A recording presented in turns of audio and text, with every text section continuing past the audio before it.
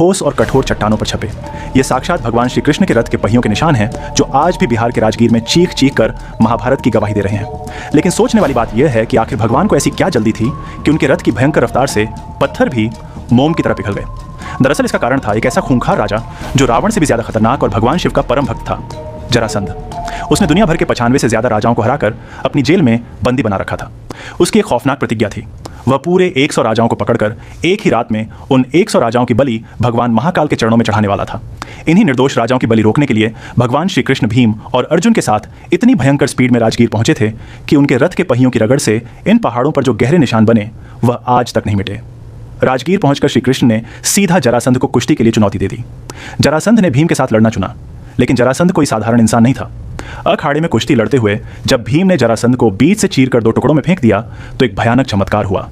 जरासंध के शरीर के वो दोनों टुकड़े वापस आपस में जुड़ गए और वह फिर से जिंदा होकर हंसने लगा। लेकिन जरासंध का शरीर बार बार क्यों जुड़ रहा था, इसका रहस्य उसके जन्म में छिपा था। दरअसल मगध के राजा बृहद्रथ का कोई पुत्र नहीं था।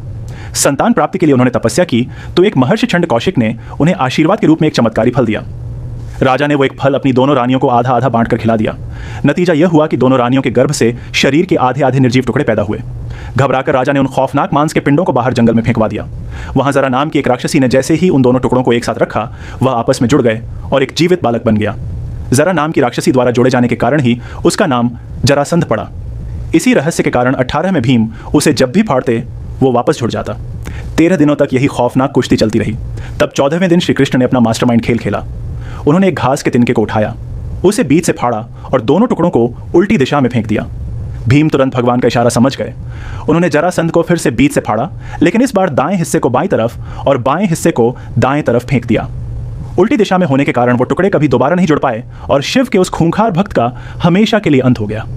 आज भी राजगीर के वो रथ के निशान साबित करते हैं कि नारायण की लीला के आगे कोई नहीं टिक सकता। अगर आप भी श्री कृष्ण के भक्त हैं तो कमेंट में पूरे जोश के साथ लिखें, जय श्री कृष्ण।